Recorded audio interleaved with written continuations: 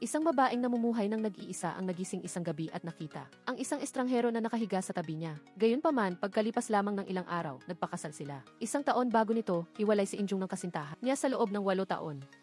Lubos siyang nabigla at kinwestiyon ang lalaki kung bakit sila naghiwalay. Naalala niya ang mga masasayang sandali nilang dalawa at ang kanilang kaligayahan sa loob ng 8 taon. Sinabi pa ng kasintahan na magde-date sila ng 0 taon bago magpakasal. Lubos na umaasa si Injung dito. Ngunit ngayon ay humarap siya sa pakikipaghiwalay ng kanyang kasintahan. Hindi nagpaliwanag ang lalaki ng dahilan at humingi lang ng tawad sa kanya. 1 taon pagkatapos, nang magising si Injung dahil sa alarm clock, nagulat siya nang makita ang sarili na nakahiga sa kama kasama ang isang estranghero. Ito ay lubos na nakapagdulot sa kanya ng pagkalito. Hindi niya alam kung sino ang lalaki. Si Injung ay isang graduating student na kasalukuyang nag-i-internship dahil sa pagiging hindi magpapakasal. Ang pinakamalaking hangarin niya ay makasama ang kanyang matatalik na kaibigan sa isang nursing home para magkasama-sama sa pagtanda.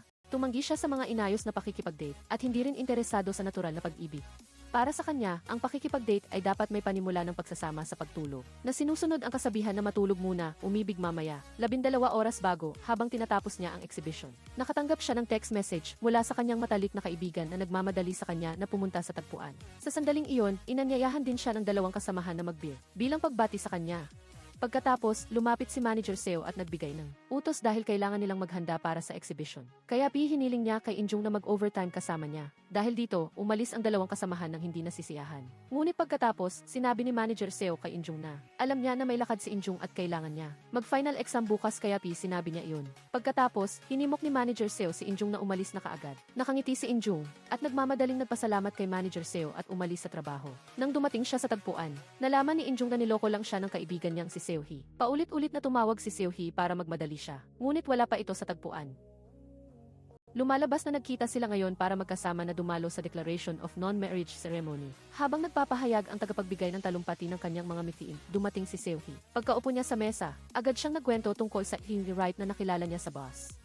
Kinutya ni Injung ang girl crazy na kaibigan, na ilang araw pa lang ang nakalipas ay sinabi niyang gusto niya ng handsome guy who studies. Nang banggitin ang taong ito, nakaramdam ulit ng pagkainis si Seohee. Paulit-ulit niyang hinahawakan ang pwesto sa library para kay Injung, at nagsabi ng matatamis na salita na nagpamali kay Seohee, na magpa-wax para gumanda, at nag-isip pa na magpakasal sa lalaki.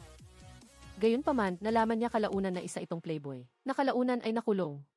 Naniniwala si Injung na wala nang nag-iisip magpakasal, dahil sa dami ng kailangan pang alalahanin dahil sa pera at buhay. Ginanti naman ni Seohee ang sinabi ni Injung 1 taon na ang nakalipas, na nagpupumilit magpakasal sa kasintahan niya sa loob ng 8 taon. Sa pag-iisip nito, napabuntong hininga si Injung ngunit, nagpa siyang kalimutan at tanggihan ito. Iginiit niya na walang kabuluhan ang pagsisikap na kumita ng pera kapag kasal. Mas gusto niya ang natural na pagde-date at pag-enjoy nito. Nais din ni Seohee na subukan ito. Gayunpaman, ang isang 22 taong gulang na tulad niya ay may curfew pa rin ng 11 at wala kang personal na kalayaan.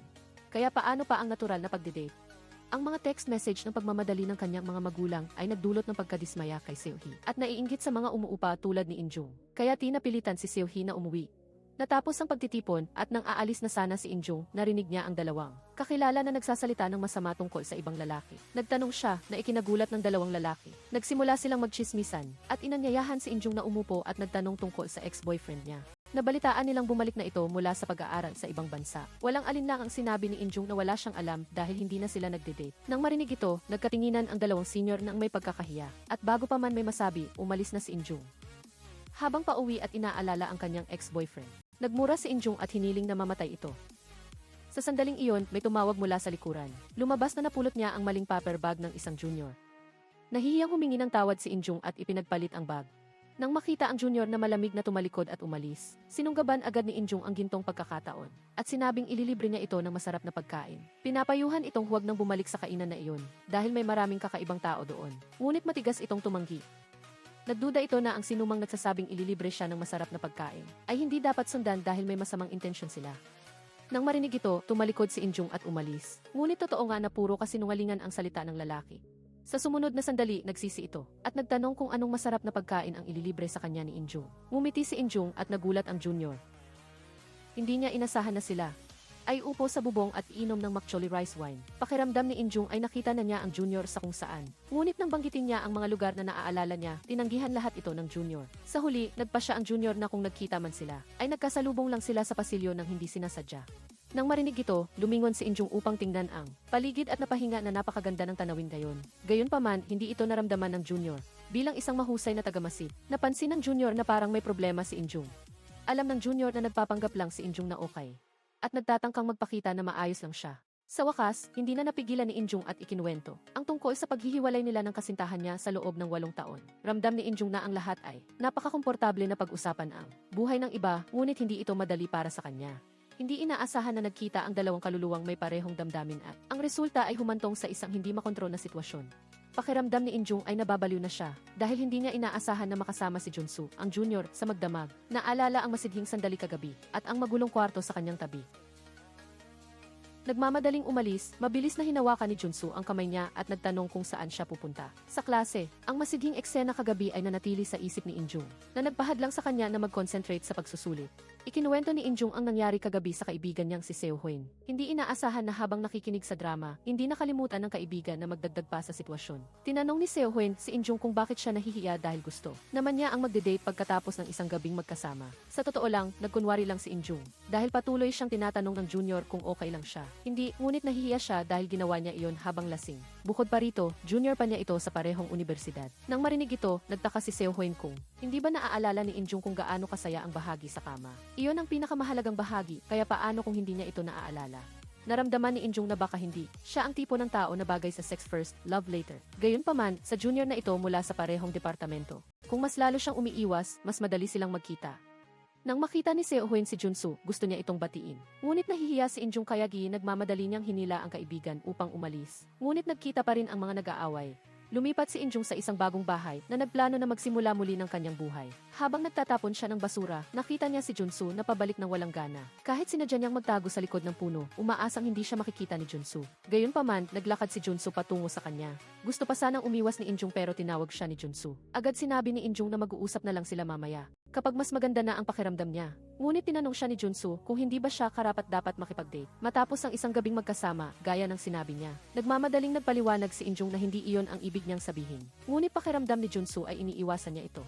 Katatapos lang lumipat ni Injung sa bagong bahay nang matuklasan niyang nakabukas ang pinto ng kanyang bahay dahil sa isang estranghero. Inangkin ng lalaking iyon na kanya ang bahay. Nawala ng pag-asa si Injung sa lugar na iyon. Ito ang bahay na pinagbayaran niya ng 50 milyong deposito para arkilahin. Ngunit sinabi ng pulisya na napakabihasa ng mga manloloko sa ngayon. Kahit pa maaring itong idemanda, hindi sila makatitiyak na mababawi ang buong halaga ng pera. Wala nang ibang mapupuntahan. Napilitan si Injung na manatili muna sa bahay ng matalik niyang kaibigan na si Seo Hoin. Hindi sapat ang lugar para kumain, at kailangan pang pumila para gumamit ng banyo na parang nasa shopping center. Bilang nag-iisang anak, ito ang unang pagkakataon na nasaksihan ni Injung ang ganitong pag-aaway ng magkakapatid.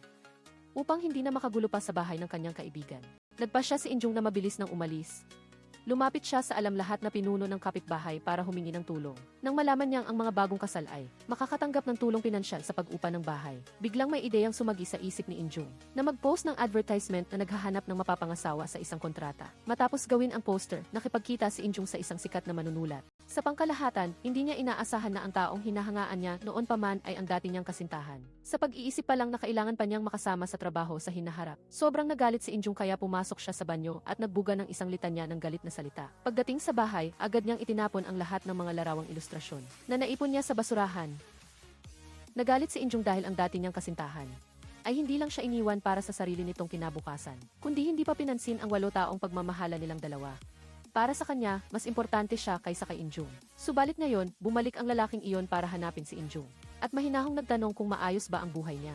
Bagamat ito ay isang eksena na naisip na niya ng maraming beses sa nakaraan. Sa huli, hindi pa rin niya ito maharap ng mahinahon.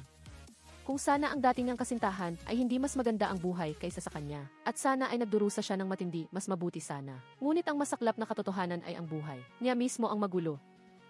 Nagpunta si Injung kay Seo Hoin upang ikwento ang kanyang pagdurusa. Galit na galit siya dahil kailangan nilang magtrabaho ng magkasama sa loob ng 2 buwan. Sa tuwing tinitingnan siya nito, umingiti ito. Pinupuri pa ng kanyang mga kasamahan ang lalaking iyon. Ngunit hindi siya makapagsalita ng kahit anong papuri. Pinayuhan siya ni Seo Hoin na huwag mag-resign anuman ang mangyari. Pinaghirapan niya ang internship kaya hindi siya dapat umalis. Tungkol naman sa gong ex-boyfriend na iyon, sinabi ni Seo Hoin kay Injung na kung maglakas loob itong saktan, siyang muli papatayin niya ito.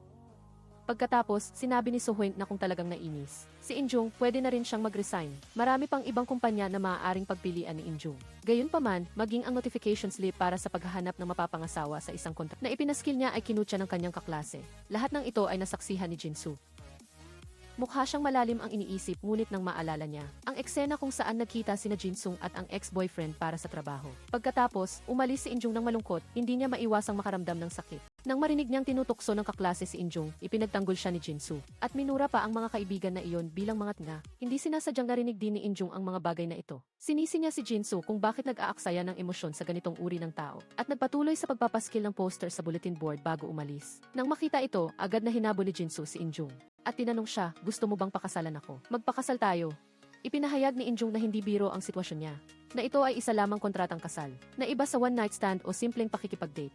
Higit pa rito, kung maghihiwalay sila, mananatili siyang diborsyado habang buhay. Alam ni Jinsu ang mga bagay na iyon at pumayag pa rin siyang magpakasal. Nagtataka si Injung kung bakit ginagawa niya iyon. Sa halip na sumagot, tinanong ni Jinsu si Injung kung bakit gusto niyang magpakasal. Sinabi ni Injung na kailangan niyang magpakasal. Sinabi rin ni Jinsu na kailangan niyang gawin ito.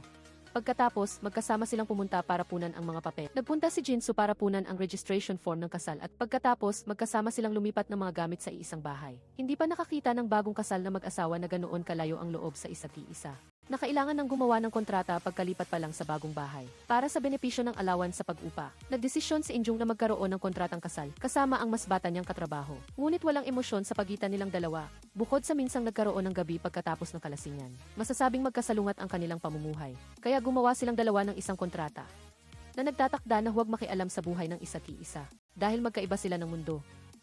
Ngunit nang harapin ang ilang karagdagang kahilingan ni Injung, mahinang tumutol si Jinsu. Sa huli ay napilitan pa ring tanggapin. Nagtaka si Injung sa dahilan kung bakit biglang gustong magpakasal ni Jinsu. Ngunit isang good night lang ang sinabi niya. Kahit medyo nagtataka, wala siyang balak na magtanong pa. Sa pagbalik sa kanyang silid, nakatanggap siya ng mensahe mula kay Seohwen tungkol sa paglipat ng bahay. At agad niya itong tinawagan para magsismisan. Tungkol sa dalawang magkaibang mundo. Nagpasalamat si Injung dahil kontratang kasal lang ito. Dahil kung totoong kasal, hindi siya makakasama nito sa buhay. Nagtanong si Seohwen kung paano sila nagtatawagan ng pangalan. Sinabi ni Injung na tinatawag niya si Jinsu sa pangalan at ang tawag lang nito sa kanya ay Hoy. O Jinsu, pakiusap. Pagkatapos, pinag-usapan nila ang pangalan ng ex-boyfriend. Nakakadiri ito para kay Insung. Naisip ni Sohwen na dapat niyang itago ang kanyang emosyon. Dapat siyang magpanggap na walang pakialam at propesyonal. Baliwalain siya tulad ng ginawa niya sa nakalipas na 8 taon. Kinabukasan, pagkatapos ng isang araw ng pag-aaral at trabaho, umupo silang dalawa na magkasama para maghapunan. Nakita si Insung na umorder ng paa ng manok at inalok si Jinsu na uminom. Sa pagkain ng balat ng baboy, tumanggi si Jinsu. Tinanong niya kung ano ang gusto nitong kainin at susundin niya ito. Napansin ni Jinsu na masayang-masaya si Insung at tinanong niya kung anong magandang balita. Sinabi ni Insung na gumawa siya ng isang magandang hakbang laban sa kanyang ex-boyfriend. Nagulat si Jinsu nang marinig ito at nagtanong kung ano ang ginawa niya. Sinabi ni Insung na ipinahayag niya sa harap ng kanyang ex-boyfriend na papatayin niya ito kung kakausapin pa siya nito. Sa pagdinig nito, masaya rin si Jinsu sa loob at nagdesisyong subukan ang paa ng manok na kinaiinisan niya. Kinabukasan, si Jinsu, na may obsessive-compulsive disorder level 1-0, ay nakapaghanda na ng almusal ng lubos na maingat at detalyado. Gayunpaman, ang formal na pakiramdam ng almusal ay lubos na sinira ni Insung. Nakita siyang tumatakbo pabalik-balik ng tuloy-tuloy. At sa isang iglap lang, natapos na niyang ihanda ang kanyang almusal. Hindi maiwasang mamangha ni Jinsu. Ang bilis niyang maghanda. Plano ni Jinsu na magtanong ng maingat tungkol sa pag-unlad sa pagitan niya at ng kanyang ex-boyfriend. Ngunit ang paksang naisip niya ay hindi pa niya nasasabi ng ilang pangungusap. Nang nagmamadali at mabilis na umalis si Insung para magtrabaho, nahihiya siyang hilingin pa kay Jinsu na maghugas ng pinggan. Hindi ko naintindihan ang bahaging ito sa Filipino, kaya ipinreserba ko ang orihinal. Kaya, maingat siyang nagbigay sa kanya ng isang regalo. Isang voucher na nangangako ng 10 beses na paghugas ng pinggan at paglilinis ng banyo. Ang ngiting ito ni Insung ay hindi alam kung sino ang pinatamis ng sobra. Kaya natulala si Jinsu.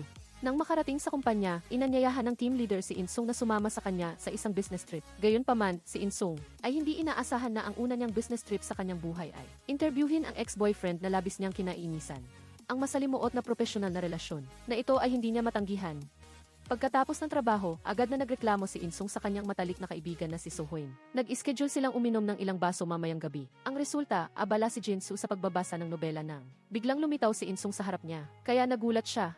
Hindi pa nakaka-react si Jinsu, binigyan na siya ni Insung ng isang tasa ng tsaa. Pagkatapos ay kinurot ang pisngi niya at sinabing kailangan niyang maging mas kaibig-ibig. Nakita ni Jinsu ang abnormalidad ni Insung at sinabihan siyang mabilis na pumunta sa silid para matulog. Ngunit sa sandaling ito, naalala niya bigla ang tungkol sa paghugas ng pinggan. Nakita siyang tila nag-aatubili, pinatay ni Jinsu ang gripo. Sinabi sa kanya na pumasok sa loob at matulog na. Ngunit tumanggi si Insung at sinubukan pang yumakap kay Jinsu. Pinigilan niya ito at tinanong kung uminom siya ng alak.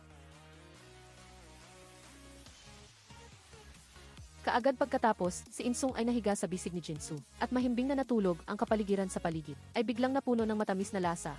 Kinabukasan, si Insung ay mayroon pa ring pakiramdam ng kalasingan habang papunta sa trabaho. Nakatanggap siya ng text message mula kay Jinsu na nagpapaalala tungkol sa paghugas ng pinggan. Pagkatapos, dahil nakalimutan ng team leader na kumuha ng litrato, muli siyang nagpadala kay Insung sa lugar ng kanyang ex-boyfriend sa kabila ng pagmamakaawa niya. Pagdating doon, nakita niyang pinagpapawisan ng malamig ang lalaki. Nag-aalalang tinanong ni Insung kung may masakit sa kanya. Natahimik siyang nag-isip sandali at pagkatapos ay bumaling upang umamin kay Insung. Nalabis siyang nagsisisi sa loob ng 1 taon. Sa katunayan, hindi rin naging maganda ang buhay niya pagkatapos nilang maghiwalay. Pagkarinig nito, medyo nag-alinlangan si Insung. Maaari mo akong kamuhian ng kaunti pa, ngunit huwag mo lang sana ako. Kamuhian, pwede ba? Ang mga salitang ito mula sa kanyang ex-boyfriend ay nagpagulo sa damdamin ni Insung. Pag-uwi, kailangang maghugas ng pinggan si Jinsu kaya naiinis siyang nagreklamo pagpasok pa lang niya sa bahay, ngunit nang makita niya ang tuliro niyang mukha, kasama ang kanyang kilos na dumiretso lang at dumaan. Kay Jinsu nang hindi man lang nag-aalala, napagtanto niyang may hindi tama sa kalagayan ni Insung. Akmang kakatok si Jinsu, ngunit natakot na baka makaistorbo sa kanya. Sa loob ng silid, umiiyak si Insung nang humahagulgol. Bigla, nakatanggap siya ng isang text message. Gusto kong gamitin ang comfort voucher ngayon. Lumabas si Insung ng silid na nakangiti. Hinawakan ni Jinsu ang kamay niya, ngunit hindi pa rin napigilan ni Insung ang kanyang emosyon. At patuloy pa rin ang pag-agos ng luha. Iyon ay ang buong 8 taon ng kanyang kabataan. Hindi niya alam kung ano ang dapat niyang gawin ngayon.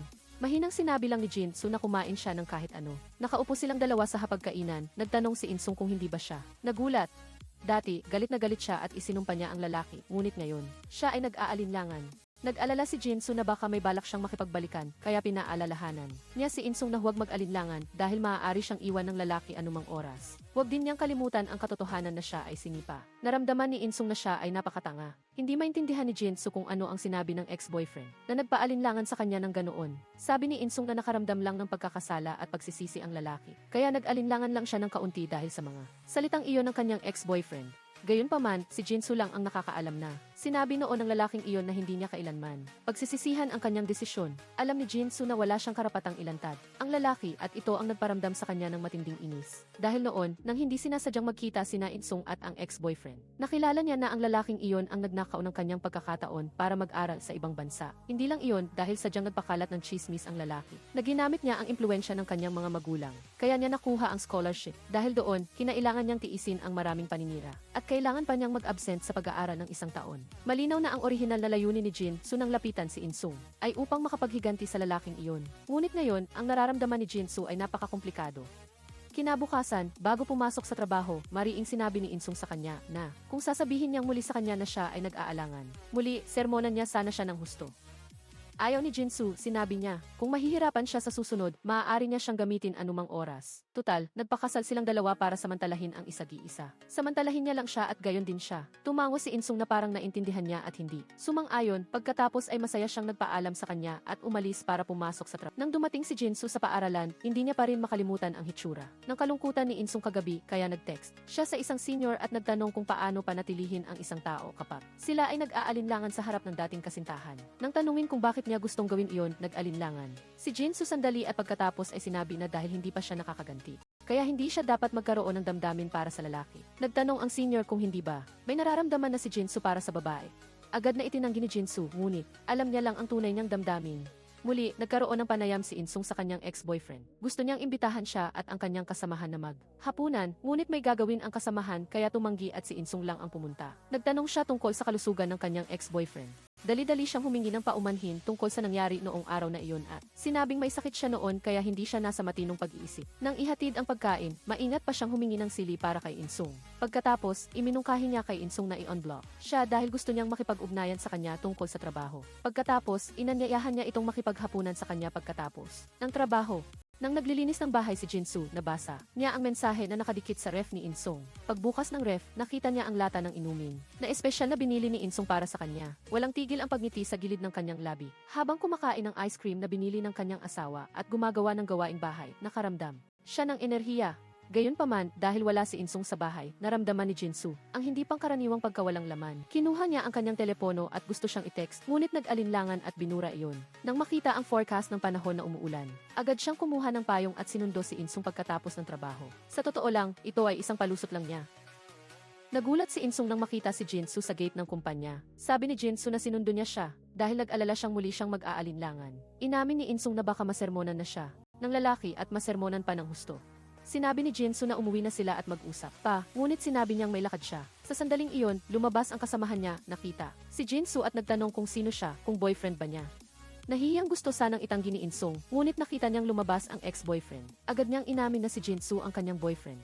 Ngunit sa sandaling ito, sinabi ni Jinsu na hindi siya ang boyfriend niya. Pagkatapos ay hinawakan ni Jinsu ang kamay ni Insong at sinabi na asawa niya siya na mahal niya. Agad na umamin si Insong at sinabing bagong kasal lang sila. Hindi pa nagtagal kaya minsan siya ay nakakahiya. At tinatawag ang kanyang asawa na nobyo. Marahan siyang pinaalalahanan ng kanyang kasamahan si Jinsu na kahit galit siya dahil nakalimutan ng asawa niya, hindi niya dapat tawaging baliw.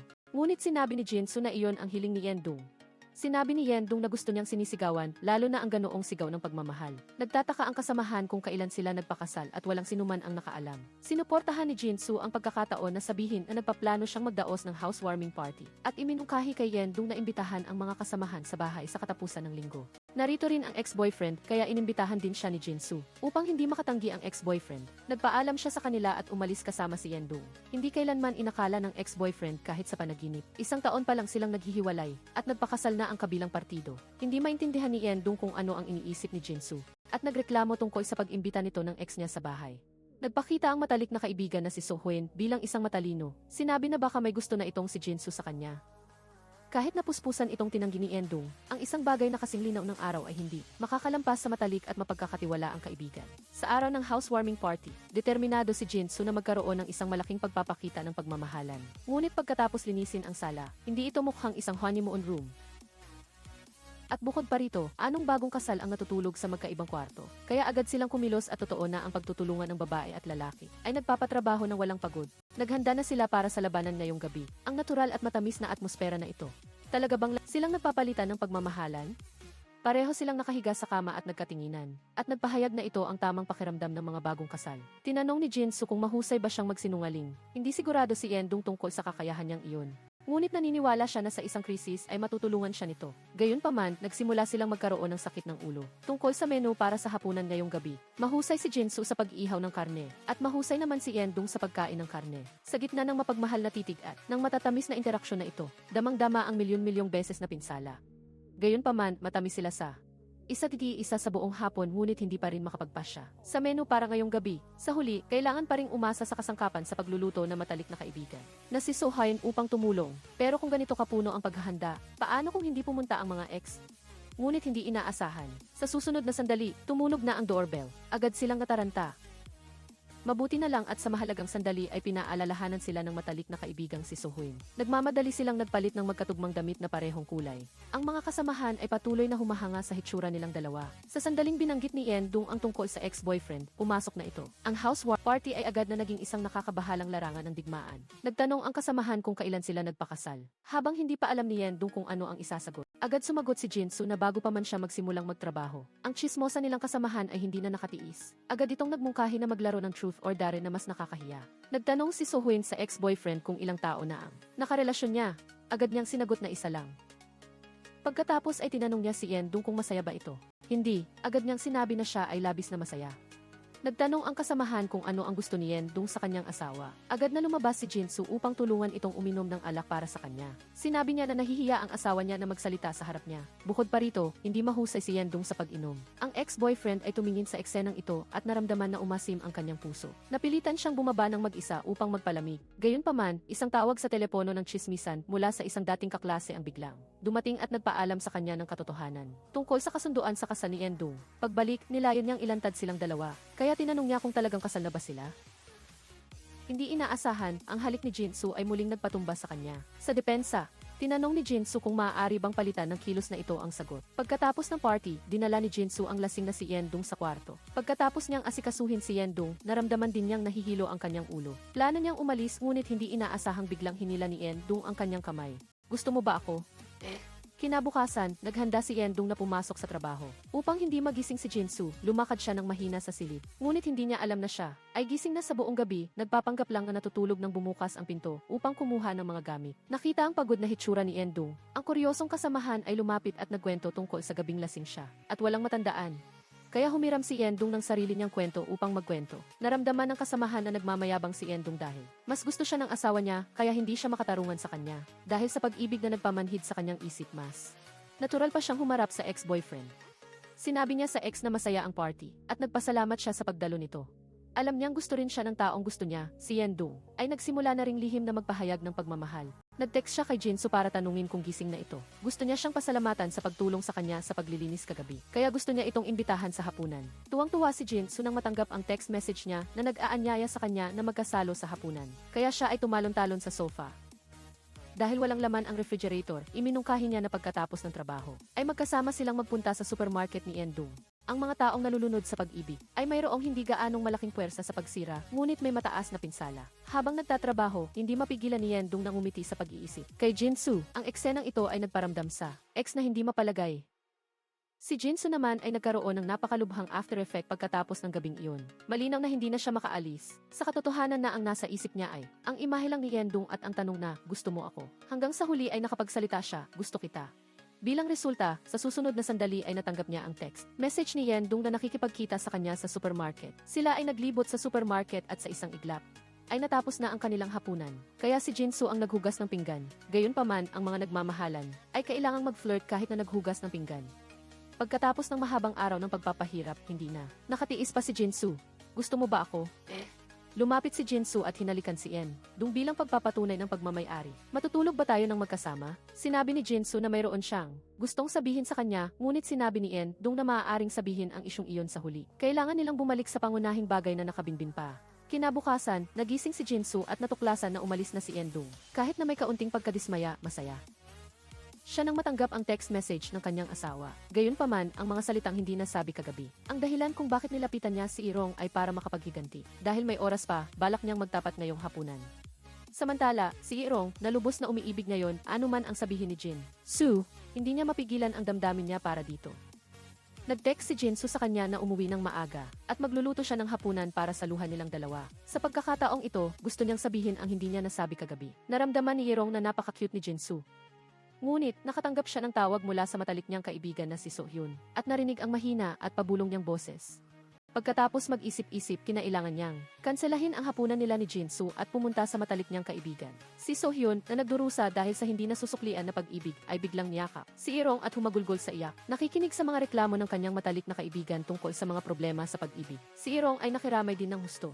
Ang relasyon niya at ni Jinsu ngayon, kahit siya mismo ay parang isang panaginip. Si Jinsu ay nag-iisa sa isang walang laman na bahay. Nang makatanggap ng mensahe na si Irong ay mananatili sa bahay ng kanyang matalik na kaibigan ngayong gabi at dahil abala siya sa trabaho, magtatrabaho siya buong gabi. Kaya iminungkahi niya na sila ay mag-usap pagkatapos ng eksibisyon. Buong araw na abala sa pagdidisenyo at pagpopromote para sa art exhibition, binalak ni Irong na samantalahin ang oras bago matapos ang trabaho upang tingnan ang mga hindi pa naipapakitang gawa ng kanyang dating kasintahan. Sa sandaling ito, tinawag siya ng kanyang dating kasintahan. At pagkatapos ay binigyan siya ng tiket sa pagpasok na may titulong pag-ibig at tadhana. Sinabi niya na gusto niya na itong ibigay sa kanya mula pa nang makabalik siya sa bansa. Dahil dito, naaalala ni Irong ang pangako ng pagdidate. Sa loob ng 0 taon at pagkatapos ay magpakasal mula sa dating kasintahan, si Irong ay nakaramdam ng kaunting pagkalito. Nang dumating siya upang tingnan ang mga hindi pa naipapakitang gawa, natuklasan niya na ang bawat isa sa mga painting sa pader ay isang alaala ng pag-ibig nilang dalawa. Biglang bumalik ang mga alaala ng nakaraan hanggang sa makita niya ang huling painting na eksena ng dating kasintahan na tiyak na nakikipaghiwalay sa isang halik na nararapat kung sana lang ay hindi pinili ng dating kasintahan ang makipaghiwalay noon. Gayunpaman, ang huli at malalim na pagsisisi ay hindi nagkakahalaga ng kahit isang sentimos. Hindi maintindihan ni Irong kung bakit ang isang taong minsan ay nagtapon sa kanya, ay babalik ngayon at magpapaalinlangan sa kanya. Ang mga inosenteng lalaki kapag umiibig ay hindi maiiwasang magkaroon ng mga walang kwentang pag-iisip. Pagkatapos ng eksibisyon, lahat ng kaibigan ay humanga na ang dating kasintahan na ito ay naging isang sikat na manunulat, ngunit siya lamang ang nakakaalam na kahit na matagumpay ang karera, ngunit tuluyan na niyang nawala si Irong. Labis siyang nainggit nang makita si Jinsu na sunduin ang kanyang kasintahan. At pagkatapos, sa pamamagitan ng sinabi ng isang kaibigan, hindi sinasadyang nalaman ng dating kasintahan na siya pala mismo ang umagaw sa scholarship ni Jinsu noon. Biglang naintindihan ng dating kasintahan ang lahat.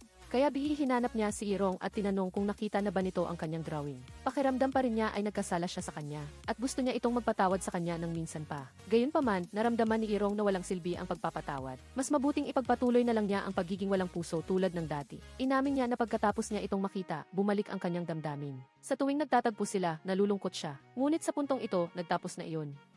Hiniling ng dating kasintahan na bigyan pa siya nito ng isa pang pagkakataon. Ngunit naramdaman ni Irong na wala na itong silbi kahit pa ipagpa. Tawad niya ito at bigyan siya ng pagkakataon. Ano ang mangyayari pagkatapos niyon? Nagmungkahi ang dating kasintahan na magpakasal na silang dalawa upang tuparin ang pangako ng kasal pagkatapos ng 10 taong pag-ibigan. Sinabi rin niya na ang kasal niya ay isang contract marriage lamang.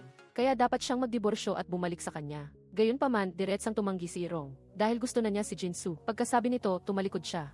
Ngunit tinanong agad ng dating kasintahan kung alam niya ba ang dahilan kung bakit siya pinakasalan ni Jinsu. Nanigas si Irong sa kinatatayuan niya, talagang hindi niya alam kung bakit ginawa iyon ni Jinsu. Sinabi ng dating kasintahan na pakinggan niya muna siya bago siya magdesisyon. Gayunpaman, dumating si Jinsu at hinila palayo si Irong. Huminto siya at tinanong si Jinsu kung bakit siya pinakasalan nito. Dahil wala naman siyang balak magtago. Sinabi niya na pinakasalan niya ito para makapaghiganti sa dating kasintahan. Ngunit bago pa niya matapos ang kanyang pangungusap, umalis na si Irong. Hinabol siya ni Jinsu para sana magpaliwanag ng maayos. Ngunit lalong lumalim ang hindi pagkakaunawaan sa pagitan nilang dalawa. Iminungkahi niyang tapusin na ang lahat dahil nakapaghiganti na si Jinsu. Kaya dapat na silang huminto. Sa harap ng kanyang paninisi, si Jinsu ay nakaramdam ng pagkakasala kaya hindi niya alam kung paano magsalita. Ang damdamin ng kalungkutan at kawalang pag-asa ay nagkahalo-halo kaya. Nawala ang lahat ng lakas ng loob niya upang magpaliwanag. Pagkatapos nilang maghiwalay, si Irong ay labis na nagdusa. Ang matalik niyang kaibigan na si So-hyun ay nag-alaga sa kanya. Nang makita na ayaw niyang makipag-usap, tahimik na lumabas si So-hyun. Natapos ang eksibisyon at nag-aya ang lahat na uminom ng beer. Upang mabilis na malampasan ang kalungkutan, sinadya niyang sumali sa isang pagtitipon ng mga kasamahan. Ngunit hindi niya inaasahan na makikita niya ang kanyang dating kasintahan doon. Sinamantala ito ni Irong upang magpaliwanag at tuluyan ng tapusin ang relasyon nila ng dating kasintahan. Alam ng dating kasintahan na wala na siyang magagawa para magpumilit pa. Maging masaya ka rin. Samantala, si Jinsu, na isang linggo nang walang komunikasyon kay Irong, ay nagdesisyon na umalis na.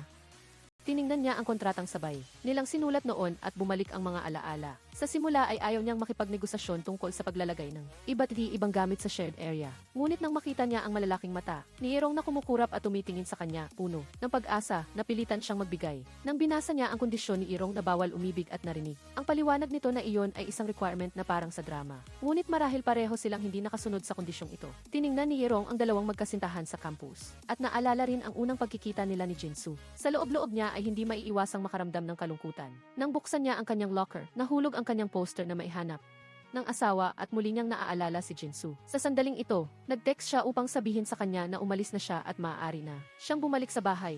Bumalik si Irong sa bahay. Ang walang laman na bahay ay nagpaalala sa kanya ng mga alaala. At nakita niya ang linyang pasensya na ni Jinsu. Agad niya itong tinawagan. Tinanong kung nasaan ito at pagkatapos ay tumakbo upang hanapin si Jinsu. Nang marinig niya ang tawag nito sa kanya sa likuran, lumingon si Irong upang tingnan ang lalaking kanyang na-miss. Gusto ni Jinsu na humingi ng tawad sa kanya. Ngunit tumakbo si Irong at niyakap siya. Sinabi niya kay Jinsu na tapusin na ang contract marriage at magsimulang mag-date muli. Agad siyang hinalikan ni Jinsu bilang kapalit ng libu-libong salita. Pagkatapos nito ay nagkaroon ng serye ng hindi matatag ngunit matatamis na araw para sa magkasintahang ito na parang buwan at araw. Gayunpaman, mahal pa rin nila ang isagi. Isa upang hindi gaanong makaramdam ng sakit at pagkawala. Dito na nagtatapos ang pelikula. Salamat sa inyong panonood. Huwag kalimutang i-like at mag-subscribe sa channel upang makapanood pa ng mas maraming magagandang pelikula. Paalam at hanggang sa muli.